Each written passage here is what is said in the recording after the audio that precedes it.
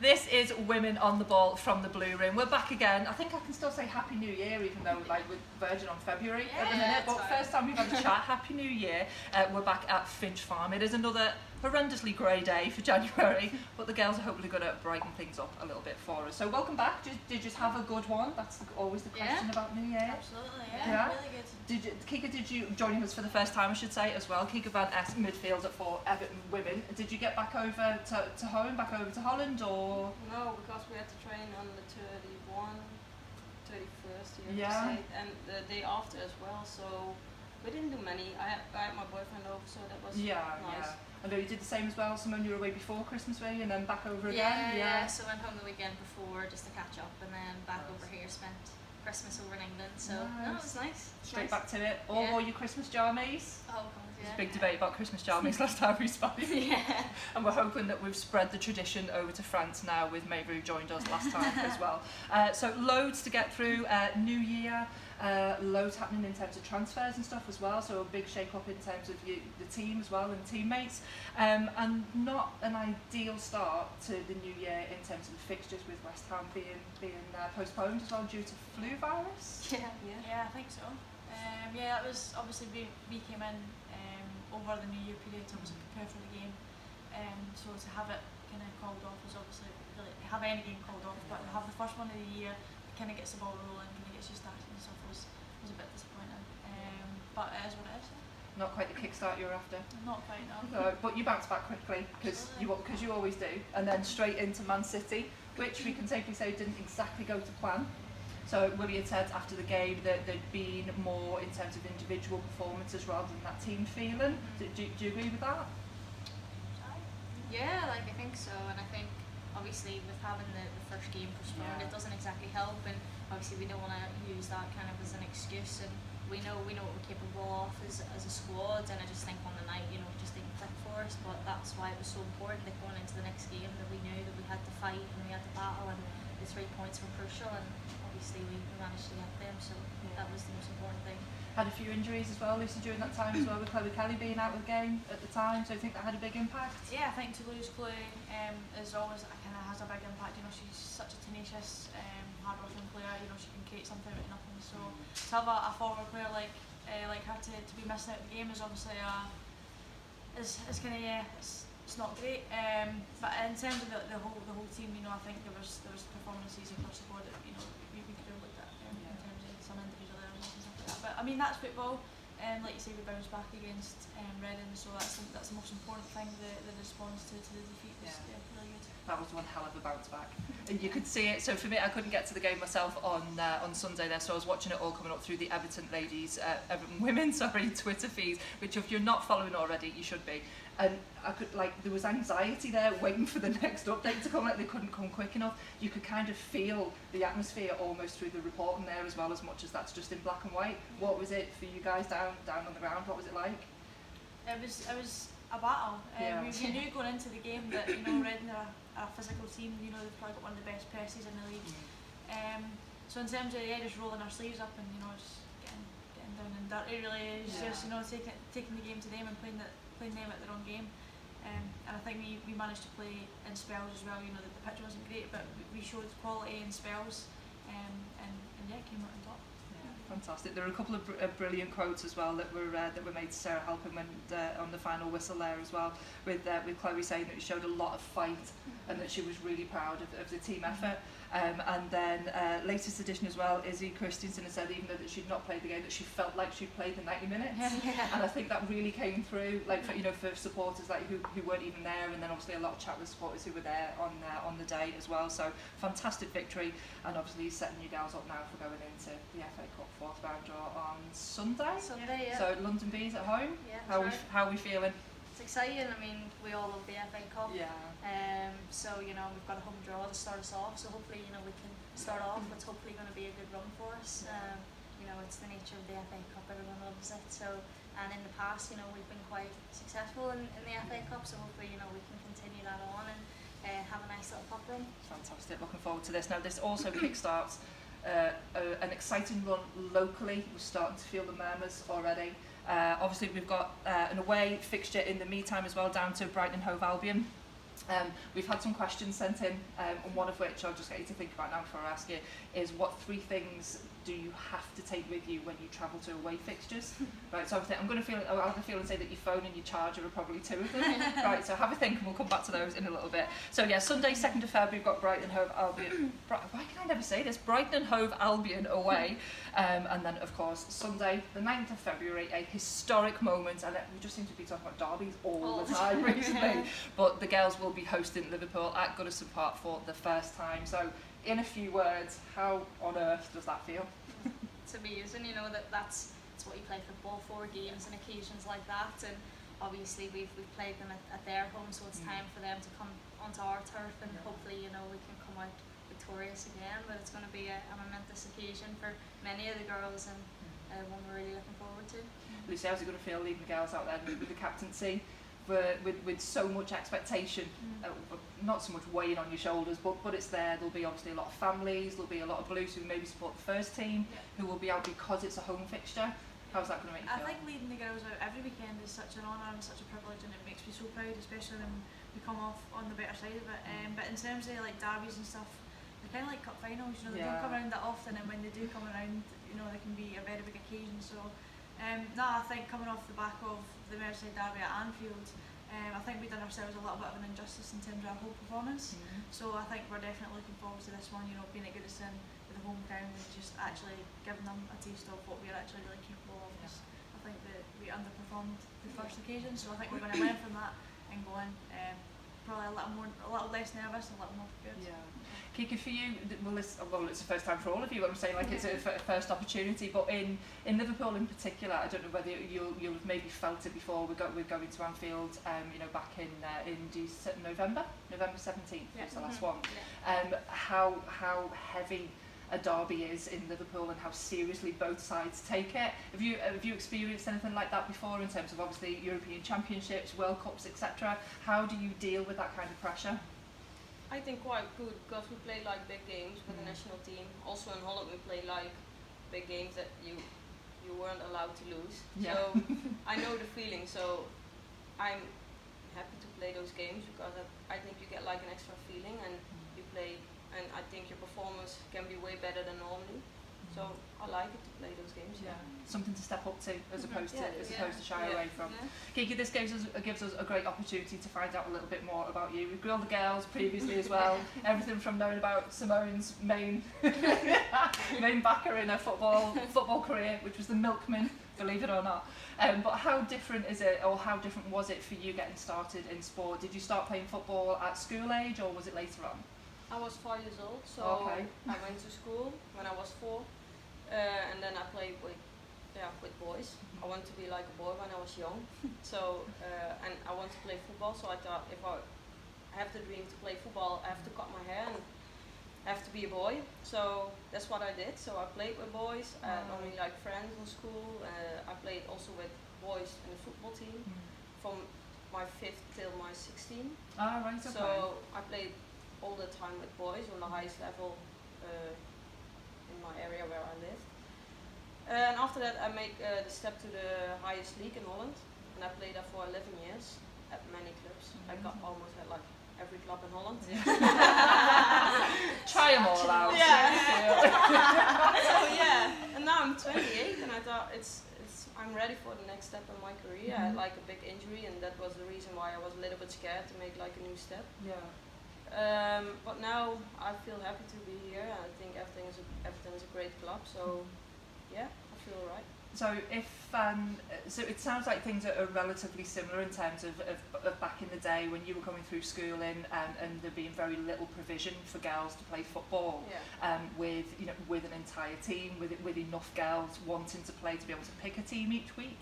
So has that changed now? Do you say now that you're 28, when you look back now, look at how schooling works, is there more provision there for girls now wanting to play football? Yeah, it is, because we won the Euros, and after that you saw like a big growth for girls, also for boys, but also for girls. And now they can choose if they want to play with boys or with girls. So, and they don't have to be like 12 to be in a girls team. They also can be like for 5-year-old girls. There are also like teams.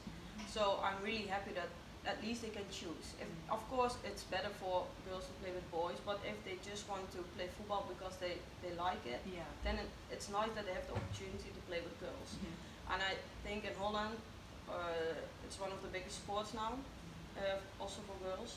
So that's really good. So I'm happy that we show that football is not only for boys, but also for girls. Yeah. So do you think in terms of those bigger international competitions, obviously World Cup, you know, Euros, that type of thing, do you think that goes hand in hand in terms of them having more media coverage, helps with that boost, you know, from grassroots to be able to get more women and more girls into sport?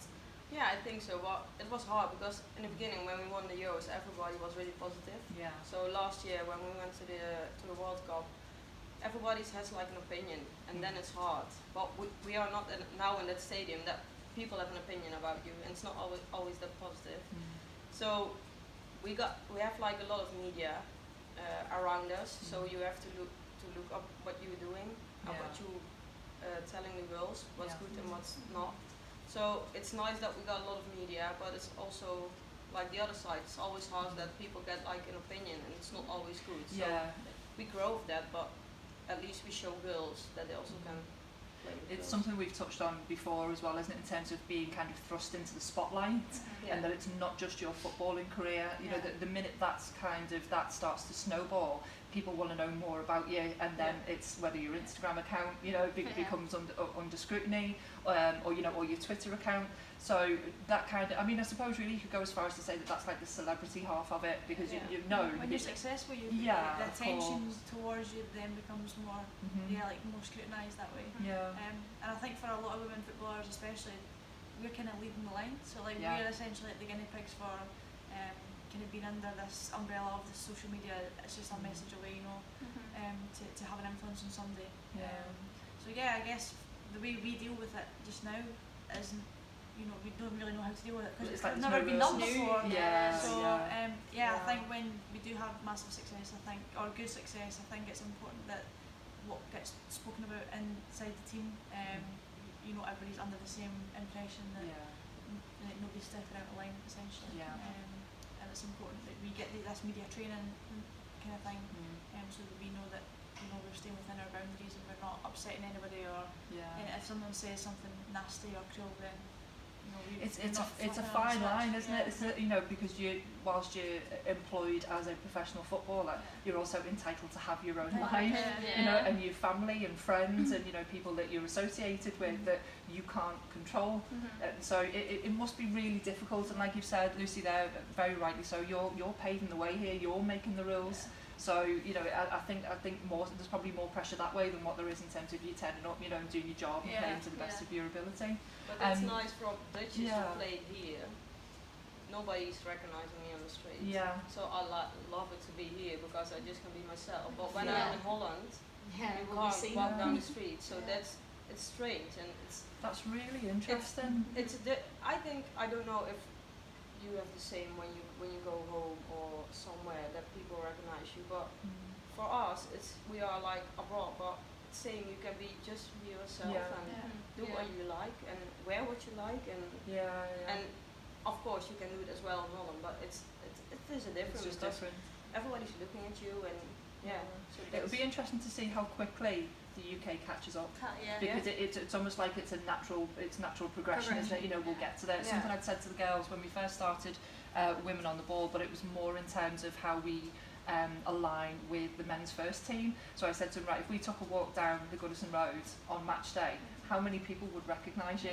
You know, and know who you are and what you do. And it's really interesting to hear that actually, you know, in Holland and the Netherlands, that it's already there. It is. So it'll be really interesting, you know, to see how much more coverage and stuff that the league gets now going forward, and how much more you girls make the news, and how that will come in line. I'd like to think we will still be talking about this. Give it maybe another couple of seasons, and we'll see before we can't get an interview because they're so busy. In 2 years the Euros are here, and then people just think, I can go to a game. Let's see how it is, and then they get that feeling in the stadiums, and then especially with being a home-based Euros, there's going to be a lot of attention around. And it's accessible. When something's accessible for people, you know, to watch it on TV, to go to games, they gain interest, and then they want to know more about the players, and then that's how it grows.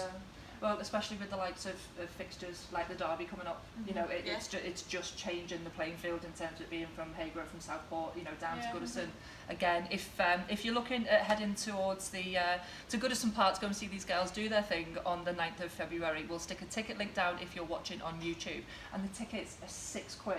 I mean, there's no reason not to go if they're only £6, and then £3 for juniors wants to as go well. to the stadiums as well. Yeah, of course. Feeling and take it in. Yeah, definitely. Being a football fan myself, like going to stadiums just to tick them off to say that Yay. been that one, been that one. Scratch it off. It doesn't matter if it's like 5-year-olds playing or if it's top league. You know, I've been to the stadium and you felt it. exactly. Exactly. Get along just to tick it off your list. If you've Oh, not my been. 8-year-old's exactly the same. She made me take, one of her Christmas presents was to go to the Carabao Cup game against Leicester, which was awful, by the way. But she's like, I've been now. I've been under the stadium lights now. I was like, it was a school night. We got back in at 10:15. I was like, get to bed immediately. But the beauty of it, of making women's football more accessible, like, you know, the ticket prices, it's on a Sunday, it's family friendly. You know, and like I said, if you've not got your tickets already, you will be bitterly disappointed afterwards. So get down and have a look at the ticket link and go from there. So January brings around a change for loads of people. Obviously, transfers have been busy as well. We've lost a few girls, we've gained a few as well. I've got to go to my notes for this to make sure I get everybody's name correctly. First up, Sandy McIver returns. Yes, that's right. So that's going to extend our goalkeeper counts to 3 now, am I right? Amazing. I'd watched a really interesting video as well of Sandy that she'd done before she'd left the Clemson Tigers. First of all, the amount of girls who were coming in who were swapping the likes of Leon, Portland or the Gold Coast for Hayley Rasso in particular, and then the States again. For the gloomiest looking Finch farm in the world. Essentially Halewood. This is going to have to be some serious Scouse warm welcome that these girls get in the coming weeks, because it is freezing over here right now. So yeah, and then all change. So we've got Izzy Christiansen as well, who's joined us. She's come over from Leon. And then Faye Bryson even is out to Bristol. And George Brome is out to Birmingham City on loan until the end of the season even, and Elise Hughes down to Bristol on loan as well. So, have I missed anybody out first of all? No. Is that about right? Sounds about right. Yeah. How does it work for you girls in terms of the dressing room, in terms of training, if you get together outside of work? How does it feel when you change the dynamic like that? Were you close to any of the girls who've gone out, you know, until the end of the season or transferred out? You know, how does that change things up for you? Yeah, it's interesting because especially like the loan spells, it's relatively new in the women's game. You know, players going out on loan and stuff like that. And I think, you know, it's one of them things that's new to us, and we're learning, you know, how to deal with that. And obviously we're close to the girls that, you know, have gone out on loan, and we keep in touch with them and see how they're doing. And obviously they're going to be coming back hopefully, you know, at the end of their loan spell. And you know, but it's important for the players to go out and, you know, maybe get that game time that they weren't getting, and you know, it's only going to help us in the long run if they're going out in development and getting game time, and when they come back, you know, have improved. It must be really important for them when they go out on loan to still have that connection.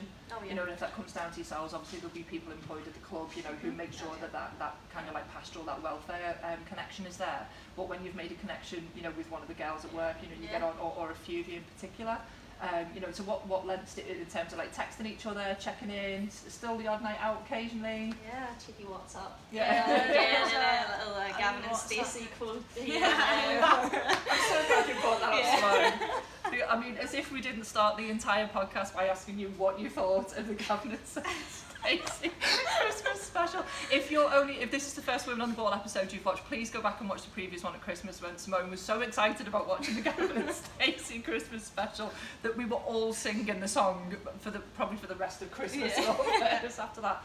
Personally, I didn't think it was that good. Oh no, I loved it. It was brilliant. I don't know. I like the way they've set up as well. There's got I'm just itching for more. more now. I need another one. Season 4, come on. Brilliant. If you weren't singing Step Into Christmas all over Christmas, mainly just because of our podcast, then you've definitely missed out. But yeah, I was keen to know, you know, what it feels like. When you go out on loan, obviously you've got to kind of integrate yourself into a new team as well. You know, Kika would be no different as well when you come into a totally different country and starting with another team as well. How long do you think that process takes generally? I think if I look at myself, I think at least a couple of months. Yeah. Before because now you come here, you have to learn the language, you have to learn how the girls are, what do they like, which football do they play, because it's like a big difference between Holland and here. So I think a couple of months. So that's so if you go on loan for a half year, this is short. So so you're literally just kind of just getting your heels in. Yeah, that's why the loan then- spells can be so difficult if they're short term. Then by the time you actually feel like you're getting up and running, you can then be kind of taken out of that environment that you're getting used to again. But again, I think it comes down to the kind of player or the kind of person that you are. If you're willing to just chuck yourself in and go, this is kind of who I am, this is how I play, you know. Some people are really shy, some people, you know, are more like into themselves. And again, experience as well, you know, we've got Elise who's went out, she's only 18, 19 years old. Of course. Moving away from home for the first time, there's so many different factors that can impact or affect your performance or your, you know, where you are in terms of football. So, I think the more experience that she can get being away from home or being in a different environment will only add to her arm working as she grows up, you know. So if anything, you've got to see it as a positive, especially early on. Absolutely, One, a positive Character building. get the game time. Two, meet new people, different language, different environments. Well, it'll be a different language than No offence to any of our Bristol viewers. So like I It's think. always you starting trouble every time. I know, it is. So I think it's just it only adds to it that your experience, especially when you're that age, and you probably look back at it thinking, I'm so glad I done that. Because you know it comes down the line where you meet faces in a team, and then you leave again, and then the next few years you're bumping into them again. Yeah, of course. You can build them relationships, so it's good to know people throughout the league. Bit of a confidence builder as well. So we put a shout out for this episode of Women on the Ball to ask for your questions. That unsurprisingly, we had loads of girls in particular like, oh my god, can we come in and interview them with you? And I was like, no, that's my job, but I will pass that on for you. So we've got some questions. So I've just got to say a huge thank you to all of the girls at AC Hoylake, at Archbishop Blanche, Broad Green International School and Blackmore Park Junior School. It was most of the kids there who thought, are we going to Finch Farm? Are we going to see the girls? So I've broken some hearts this week. But thank you so much for your questions. If you would like to put some questions to the girls in the next Women on the Ball, if you're watching YouTube, stick a comment down below, and otherwise if you're listening on the podcast, then get in touch with the Blue Room on any of the social media platforms there and send us a question in. Alright, so first up, Phoebe has asked, so you guys always come and say hello to the supporters after the game. How important is it for you to have that connection with the fans? I think it's crucial. I think that's what is so special about the women's game in particular, is that we're on that level and we really go the extra mile to integrate with the fans and get to know them on a personal level even, and I just think that that's what brings them back again, because they can relate with us and they can go back home and be like, oh, I know her, or and build them sort of relationships, and it brings them back again, and I think that that's what makes our game different. I agree. I think going back to what Kika had said there about in terms of being recognised, it's kind of like the nice side of it, as opposed to feeling like scrutiny, you know what I mean? So that if you've put that effort in because you want to, you just go, thanks for coming down, or it's lovely when you see the pictures, when it's youngsters in particular, and you can just tell it's absolutely made their day. And I think under like you said, that when we draw comparisons rather between the first team men's game and women's, it is that little bit more accessible, and for you to be making that effort is obviously going a really long way. So more selfies please with the girls on Instagram. So Grace has asked, what one thing should girls playing junior football be focusing on? I think that's quite a difficult question. One thing you should focus on when you're playing at junior level? That's difficult. When I was young, they learned. When we had to scout like girls, they said it's really important that the way you walk. Oh, okay. Is the most important thing, because you can see if you let us run, you see we just run like men, I think. Okay. So that's a good thing. So I think if you run like a man and you're if you run like this, you're not gonna be fast, but run like athletically. Your athletic ability. So when I was young, they always told me, look at girls, if they know how to run, and then that's the most important thing, because if you can learn how to shoot, but you can't learn how somebody's running on the pitch. Yeah. Something that I thought was really interesting, you know, I've mentioned earlier on that I'd watched an interview that Sandy had done with Clemson Tigers before she'd left that. One of the coaches there had said what was really interesting about it is that she can play the game with her feet as well as her hands. And it's not something I'd ever really kind of, you know, like thought about, or you know, but in terms of being multi-skilled, when you're looking to be scouted, even if it is at junior level, do you think that having a preference or a specialism in terms of where you play, or being more of a rounded player, is more important? I think it's, when I was growing up anyway, I was into every sport, whether that be like racket sports or badminton, tennis, basketball, like playing football. I think that is really good for in terms of like your hand-eye coordination. So yeah, I think just join in as many sports as possible, even if you do or don't like them. I think cognitively, I think that the earlier you start doing them, in the long run, I think when it comes to like Sandy needs to play with her feet, needs to play with her hands. I think she obviously is very, very skilled at that. Yeah. So. Apparently it was something that she would never admit to, but there's a bit of a striker in her. She's interesting. Like a striker too. Get her on the straight as well. Yeah. Crossbar challenge, anyone? No, keepers are really good at crossbar challenge actually. Oh, that's so unfair. I should be rubbish at it. All right, so let's have a look. Sophie has asked, how many hours do you train in a normal week? And do any of the squads have other jobs as well? Obviously not a question again that would be put into men's first team squad players. Again, a different dynamic. So does anybody else do another job? No, just studying, I guess. Yeah. Yeah, I think that would probably be the more common thing. You know, we've got a few people that are studying still, maybe just kind of part-time. I know I do anyway. I don't know if there's anybody else in the team. That was for me the biggest reason to come to England, because in Holland you have to work or go to school, then train. So, and here in England, all the girls have like a professional contract, so they have like 40 hours or what is it a year? Yeah. So you can focus on football. So right? and of course you can choose to do a study or something, but it's not necessary. So in England everybody's like a professional, but when you go to Holland you have to go to school or to work because you don't get like a full-time contract. Right. Okay. So that was for me like a big reason to come to here, because then you can ask 100% from every girl. Yeah, of course.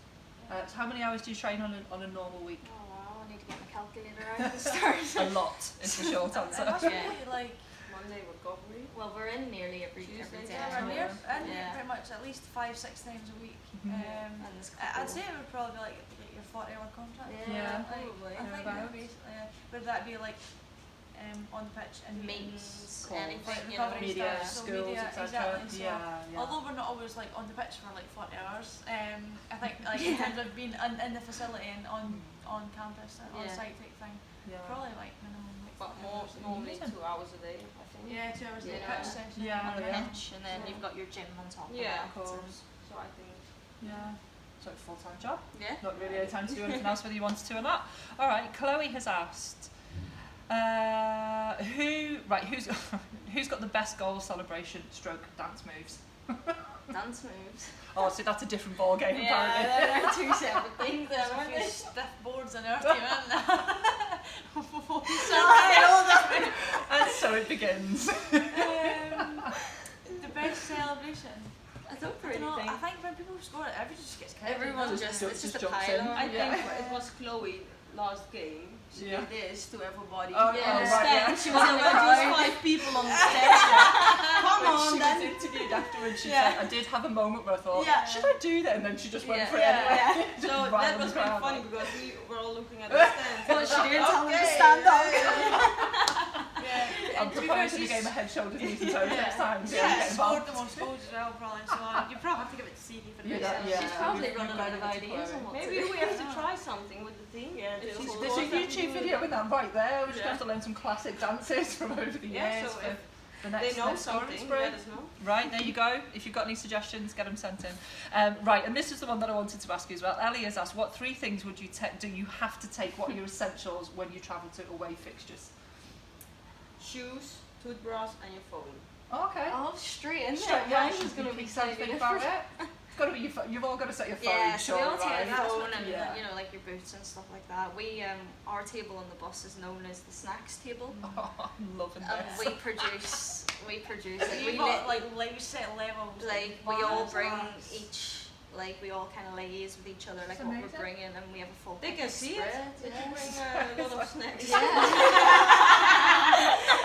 Wow. It's Yeah. like the We have, women like- version of Bake Off. No, They but just it's bring their like own snacks to the semi-healthy. table. So we've got like your hummus carrot sticks on there, Some you bread know. sticks. Are they not stinking the boss out with hummus though? Every time They don't we sit want on our some. table, we said, "What's No. the smell?" You always want some carrot sticks. No, Yeah. not me. Not any carrot Maybe sticks, Ned, man. but not me. I never come to your Look what table. we started. Yeah. But that's like the good side. So then after the game, Nice. we've got like Then Yeah. we've got other some like goodies. Don't like, say it. nice, Don't say it. some nice things, you know. Recovery snacks. Yeah. from the heart. They go to the Yeah. heart like, more than Yeah. anything else to make you Nice. feel good. So Yeah. Right, give us a little bit of an insight then. What's your go-to sugar rush? Ooh. Drumstick squashies for me all day Oh, long. I love They're them, you know. amazing, The aren't blue, they? the blue and the pink ones. Slow pit, the Yeah. bubblegum ones, Bubblegum they're the ones. best ones. You know I what? like I the. like them. Do you know? Have you seen the new Skittles without the shell? Without the shells on. Because you don't even have to chew them. I really like them. Like the yeah. skips of sweets, just Yeah. put them in your mouth, it's fine. We're done. Yeah, I like Nice. them. Nice. Are you missing anything from home, food-wise? Oh, many things. Yeah. I don't like the food in here, so but yeah, You get by, right? yeah, we have to. Yeah. Dutch eat a lot of bread, don't they? Yeah, a Just lot of love bread. Yeah. Mm. Well, in the beginning, after every training after the training session, we eat here. We eat hot, warm food, but Yeah. normally we don't do that. So we eat at 5 or 6. No way. So in the beginning, I thought, okay, and I'm gonna eat when I'm home. So, but then we don't eat again. Yeah, so Warm. it's another kind of cultural change, Yeah. isn't it? Something else But to get also used the to. beans and Yeah. if we want to go for lunch, Mm. it's normally like just a hot meal. How do you say it? Like what you eat in the evening after. Dinner, like Yeah, Yeah, like Yeah, so like rather than dinner. something kind of like light or it's yeah. like it's If I another want to full go meal. for lunch, I think about bread with something nice on it. But Yeah. no. I think Just give the girl a Subway. Yeah, I think that's like a cultural thing. Like I think like the UK is the only people who could eat like 3 hot meals a day. Yeah. Like, Yeah. so like hot breakfast, whether that be like your porridge or like Yeah, get your wee bits down. breakfast, Yeah. Yeah. beans and toast. Then like lunch can be hot. Then go home and have a hot dinner. Yeah. Whereas like everyone else is like, oh, just have like salads. like and- cold Yeah. salad. Yeah. And I'm like, no. Bread. We love a bit of That's the stodge in the north. That's just like the bit on the side. side, that bit. Like, come The on. bit you don't get around to eating. No, yeah. Yeah, I'm too full for them greens today. Oh wow, there we go. I feel like I've learned more today Yeah. than what we've learned in the previous 2 episodes, to be fair. My 3 things were probably my phone, my headphones, and snacks. I was going to say your headphones probably play a Well, big how part are you as well, gonna play don't the they? game then? Yeah. With your snacks? Yeah, it's fuel. But not even if you bring your Oh, sugar. yeah, That's a essential. given. That's a given though. Like, No. I was like, Just yeah. 3 things. Well, Lucy's not taking the my boots. boots, my She's just shit, got my snacks. boots, and past the sports bra. Yeah, now you easy. can play football. Now you're ready. I always bring the cards. I like a wee card game. Oh, nice. Yeah. Okay. Especially on the likes of like Brighton. On a long Oh, one, it's a yeah. hell of a way to go, isn't it? So Yeah. in terms of just stinking the bus out with hummus, not sharing your snacks. Hummus and cards. And Come on. I'm sipping tea. Girls, we've got to wish you the best of luck. Obviously, we've got a busy few weeks now, especially for FA Cup the weekend. And obviously, if we don't see you beforehand up in Southport, then we'll see you for the derby at Goodison. Once again, if you don't have your tickets already, get it sorted. We'll stick a link for you if you're watching on YouTube. And if you're listening to the podcast, we'll put the details up on the Blue Room over on Twitter. Thank you very much for joining us, girls. No problem This has at all. been Women on the Ball, episode 3.